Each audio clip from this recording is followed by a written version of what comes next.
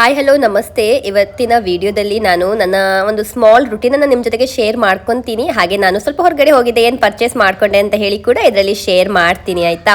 ಹಾಗೆಯೇ ಒಂದೊಂದು special recipe ಇದೆ, ಅದು ಬಂದುಬಿಟ್ಟು ಮಶ್ರೂಮ್ದು. ಅದು ಸಖತ್ತಾಗಿ ಮಾಡ್ತೀನಿ, ಸಿಂಪಲ್ ಆಗಿ. ನೀವು ಮಾಡಿಲ್ಲ ಅಂತಂದರೆ ಒಂದ್ಸಲ ಅದನ್ನು ಕೂಡ ಟ್ರೈ ಮಾಡ್ಬೋದು.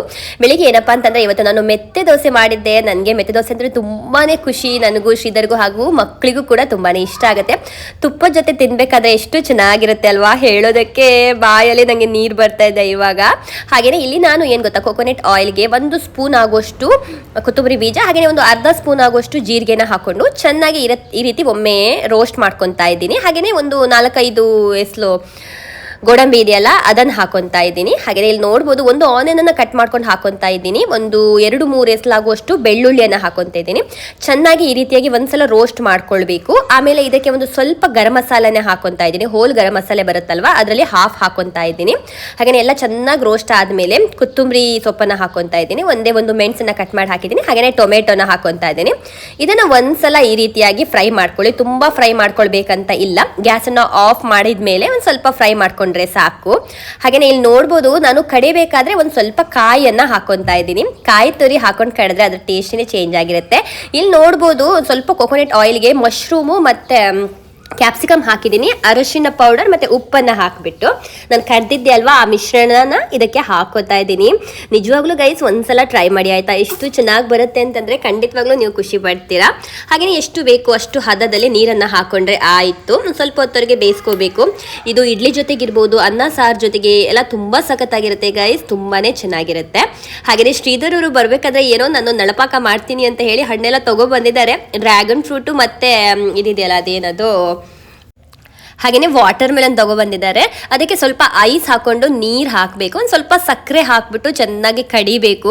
ಎಷ್ಟು ಚೆನ್ನಾಗಿ ಬರುತ್ತೆ ಅಂತ ಅಂದರೆ ಗೈಸ್, ತುಂಬಾ ಚೆನ್ನಾಗಿ ಬರುತ್ತೆ. ಯಾರಾದರೂ ಡ್ರ್ಯಾಗನ್ ಫ್ರೂಟ್ ಹಾಗೆ ತಿನ್ನೋದಕ್ಕೆ ಇಷ್ಟಪಡೋದಿಲ್ಲ ಅಂತಂದರೆ ನನ್ನ ಥರದವರು ಖಂಡಿತವಾಗ್ಲೂ ಈ ಥರ ಟ್ರೈ ಮಾಡಿ, ಸಿಕ್ಕಾಪಟ್ಟೆ ಸಖತ್ತಾಗಿರುತ್ತೆ. ನನ್ನ ಹಸ್ಬೆಂಡ್ ಒಂದು ಡ್ಯಾನ್ಸನ್ನೇ ಮಾಡಿಬಿಟ್ರು ಆ್ಯಂಡ್ ನಾವಿಲ್ಲಿ ಎಂಜಾಯ್ ಮಾಡ್ಕೊಂಡು ಕುಡಿತಾ ಇದ್ವಿ. ಸೊ ಹೇಗಿರುತ್ತೆ ಅಂತ ಹೇಳಿ ನನ್ನ ಮಗಳು ಹೇಳ್ತಾರೆ, ನೀವು ಒಂದ್ಸಲ ಕೇಳಿ ಆಯಿತಾ, ಹೇಗೆ ಬಂತು ಅಂತ ಹೇಳಿ. ಸೂಪರ್ ಇದೆ. ಸೊ ನನಗೂ ಹಾಗೆ ಸಿಕ್ಕಾಪಟ್ಟೆ ಸಖತ್ತಾಗಿತ್ತು. ಎಷ್ಟಾದರೂ ನನ್ನ ಹಸ್ಬೆಂಡ್ ಮಾಡಿಕೊಟ್ಟಿದ್ದಲ್ವ, ಚೆನ್ನಾಗೇ ಇರುತ್ತೆ. ಹಾಗೆ ಒಂದು ಸ್ವಲ್ಪ ಹೊರಗಡೆ ಕರ್ಕೊಂಡು ಹೋದ್ರು ಇವತ್ತು. ತುಂಬ ದಿನದಿಂದ ಸ್ವಲ್ಪ ಹೆಲ್ತ್ ಅಪ್ಸೆಟ್ ಆಗಿತ್ತಲ್ವಾ, ಒಂದು 2-3 ದಿನದ ಹಿಂದಿದ ವಿಡಿಯೋ ಇದು. ಸೊ ಹಾಗಾಗಿ ಬನ್ನಿ ಹೊರಗೋಗಿ ಬರೋಣ, ಸ್ವಲ್ಪ ಫ್ರೆಶ್ ಫೀಲ್ ಆಗುತ್ತೆ ಅಂತ ಹೇಳಿಬಿಟ್ಟು. ನಿಜವಾಗ್ಲೂ ಗೈಸ್ ಅದು ಖಂಡಿತ ಹೌದು. ಒಂದು ಸ್ವಲ್ಪ ನಮ್ಗೆ ಹುಷಾರಲ್ಲ ಅಂದಾಗ ನಾವು ಹೊರಗಡೆ ಹೋದಾಗ ಏನೋ ಒಂಥರ ಫ್ರೆಶ್ ಫೀಲ್ ಅನಿಸುತ್ತೆ. ಒಳಗೆ ಕೂತ್ಕೊಂಡ್ಬಿಟ್ಟು ನಿಜವಾಗ್ಲೂ ನಾನಂತೂ ಏನೆಲ್ಲ ಥಿಂಕ್ ಮಾಡ್ತಾ ಇರ್ತೀನಿ, ಏನೋ ಆಗಿರುತ್ತೆ, ಏನೇನೋ ಆಗ್ಬಿಡ್ತು ನನಗೆ, ಅಯ್ಯಯ್ಯೋ ಅಂತ ಹೇಳಿ. ನಿಮಗೂ ಕೂಡ ಹೀಗೆ ಆಗುತ್ತಾ ಅಂತೇಳಿ ಕಮೆಂಟ್ ಮಾಡಿ ಆಯ್ತಾ. ಹೊರಗಡೆ ಹೋಗೋದಂತಂದ್ರೆ ತಾನ್ಯ ತಕ್ಷಣ ಒಂದು ಸಿಕ್ಕಾಪಟ್ಟೆ ಎಂಜಾಯ್ ಮಾಡ್ತಾರೆ. ಇದು ಹೊಸದಾಗಿ ಒಂದು ಮಾಲ್ ಆಗಿತ್ತು, ಅಲ್ಲೇನೆ ಒಂದು ಹೋಟೆಲ್ ಕರ್ಕೊಂಡು ಹೋಗಿದ್ದು. ತುಂಬಾ ಚೆನ್ನಾಗಿದೆ, ಫುಡ್ ಎಲ್ಲ ಅಂತೂ ಸಿಕ್ಕಾಪಟ್ಟೆ ಚೆನ್ನಾಗಿತ್ತು. ನನಗೆ ಸ್ವಲ್ಪ ಕೆಮ್ಮಾಗಿತ್ತಲ್ವಾ, ಹಾಗಾಗಿ ನಾನು ಈ ರೀತಿ ಒಂದು ಕಾಫಿ ತಗೊಂಡ್ಬಿಟ್ಟೆ. ನಾನು ಆ್ಯಕ್ಚುಲಿ ಕಾಫಿ ಕುಡಿಯಲ್ಲ, ಬಟ್ ಇವಾಗ ಸ್ವಲ್ಪ ಕಾಫಿ ಅಂತ ಕಾಫಿ ಹಿಂದೆ ಬಿದ್ದಿದ್ದೀನಿ ಅಂತಲೇ ಹೇಳ್ಬೋದು. ಹಾಗೆಯೇ ಹೇಳ್ತಾ ಇದ್ದೆ, ಹೊರಗಡೆ ಬಂದರೆ ಸ್ವಲ್ಪ ಫ್ರೆಶ್ ಅನಿಸುತ್ತೆ. ನನಗೆ ಮನೇಲಿದ್ರೇ ನಿಜವಾಗ್ಲೂ ಹಾಗಾಗೋದಾ, ಇಲ್ಲ ನಾನು ನೆನ್ಸ್ಕೊಂಡು ಹಾಗಾಗತ್ತಾ ಅಂತೇಳಿ. ಶ್ರೀಧರ್ಗಂತೂ ಸಿಕ್ಕಿದ್ದೇ ಚಾನ್ಸು. ಕೇಳಬೇಕಾ, ಇಲ್ಲ ನೀನು ಯಾವಾಗೂ ಕೂತ್ಕೊಂಡಿರ್ತೀಯ, ಬ್ಯಾಡ್ ಥಿಂಕಿಂಗ್ ಮಾಡ್ತಾ ಇರ್ತೀಯ, ಹಾಗೆ ಹೀಗೆ ಅಂತ ಸ್ವಲ್ಪ ಕ್ಲಾಸ್ ತೊಗೊತಾ ಇದ್ರು. ಅದಕ್ಕೆ ಹೇಳಿದೆ, ಇಲ್ಲಿಗೆ ಬಂದಮೇಲೂ ಕೂಡ ಇದನ್ನೇ ಹೇಳ್ಕೊಂಡಿರಬೇಡಿ, ಪೂರಾ ನಂದೇ ರಾಂಗ್ ಅಂತ ಹೇಳ್ತೀರಾ ಅಂತ ಹೇಳಿಬಿಟ್ಟು. ಹಾಗೆಯೇ ನನ್ನ ಮಕ್ಕಳು 1 ನಿಮಿಷ ಕೂಡ ಕೂತ್ಕೊಳ್ಳೋದಕ್ಕೆ ಬಿಡೋದಿಲ್ಲ, ಆಚೆ ಆಚೆ ಎಲ್ಲ ತಿರುಗ್ತಾನೆ ಇರ್ತಾರೆ. ಹಾಗೆಯೇ ಇಲ್ಲಿ ಸಖತ್ತಾಗಿರೋ ಫುಡ್ ಸಿಕ್ತು ಗೈಸ್. ಪಾಸ್ತಾ ಇದೆಯಲ್ಲ ಸಖತ್ತಾಗಿತ್ತು, ತುಂಬಾ ಚೆನ್ನಾಗಿತ್ತು ಅಂತಲೇ ಹೇಳ್ಬೋದು. ಒಂಥರ ಇದು ನಮಗೆ ಫೇವ್ರೇಟ್ ಆಯಿತು. ಇಲ್ಲೇ ಇರೋದ್ರಿಂದ ಯಾವಾಗ ಬೇಕಾದರೂ ಹೋಗ್ಬೋದು. ಹಾಗೆಯೇ ಪಿಜ್ಜಾ ಕೂಡ ಆರ್ಡರ್ ಮಾಡಿದ್ವಿ. ನನಗೆ ತುಂಬ ಆಯ್ಲಿ ಆದಂಥ ಪಿಜ್ಜಾ ಅಷ್ಟೊಂದು ಇಷ್ಟ ಆಗೋದಿಲ್ಲ. ಸೊ ಈ ಥರ ಎಲ್ಲ ತುಂಬ ಇಷ್ಟ ಆಗುತ್ತೆ ಅಂತಲೇ ಹೇಳ್ಬೋದು. ಹಾಗೆಯೇ ಒಂದು ಸ್ವಲ್ಪ ಪರ್ಚೇಸ್ ಎಲ್ಲ ಮಾಡಿದ್ದೆ. ಏನೋ ತೊಗೊಳಕ್ಕೆ ಹೋದೆ, ಏನೆಲ್ಲ ತಂದೆ ಅಂತ ಹೇಳಿ ವಿಡಿಯೋದಲ್ಲಿ ಹಾಕಿರ್ತೀನಿ, ಒಂದ್ಸಲ ಚೆಕ್ ಮಾಡ್ಕೊಳ್ಳಿ ನಿಮಗೆ ಯಾವ್ದು ಇಷ್ಟ ಆಯಿತು ಅಂತ. ಗೈಸ್ ಇವಾಗ ಏನೆಲ್ಲ ತಂದೆ ಅಂತ ಹೇಳಿ ಒಂದೊಂದೇ ತೋರಿಸ್ತೀನಿ. ಸೊ ವಾಯ್ಸೆಲ್ಲ ಸ್ವಲ್ಪ ಬಿದ್ದಿದೆ, ಹುಷಾರಿಲ್ಲ ಹಾಗಾಗಿ. ಸೊ ನೋಡ್ಬೋದು, ಇದೊಂದು ತಗೊಂಡೆ. ಕಲರ್ ಕೂಡ ಸಖತ್ತಾಗಿತ್ತು, ಹೇಳೇ ಚೆನ್ನಾಗಿ ಕಾಣಿಸುತ್ತೆ ಅಂತ ಅನಿಸ್ತು. ಜೀನ್ಸ್ ಮೇಲೆಲ್ಲ ಹಾಕೋದಕ್ಕೆ ಹಾಗೆಯೇ ಚೆನ್ನಾಗಿ ಕಾಣಿಸುತ್ತೆ. ಹಾಗಾಗಿ ಇನ್ನೊಂದು ಈ ಥರ ಮಕ್ಕಳಿಗೆ ಎಂತ ಇದೆ, ಮಕ್ಕಳಿಗೆ ಇದು ಸ್ವಿಮ್ಮಿಂಗ್ ಪೂಲ್ ಎಲ್ಲ ಇರುತ್ತಲ್ಲ, ಅದಕ್ಕೆಲ್ಲ ಹಾಕ್ಲಿಕ್ಕೆ ಈ ಥರದ್ದು ಒಂದು ತಗೊಂಡೆ. ಇದು ದೊಡ್ಡವಳಿಗೆ, ಹಾಗೆಯೇ ಇದು ಕೂಡ ಚಿಕ್ಕವಳಿಗೆ. ಸೇಮ್ ಆರೆಂಜ್ ಕಲರ್ ಇಬ್ಬರಿಗೂ ಕೂಡ. ಇನ್ನೊಂದು ಈ ಥರದೊಂದು ಟೀ ಶರ್ಟ್ ತಗೊಂಡೆ. ಇದು ಕೂಡ ಚೆನ್ನಾಗಿದೆ ಅಲ್ವಾ.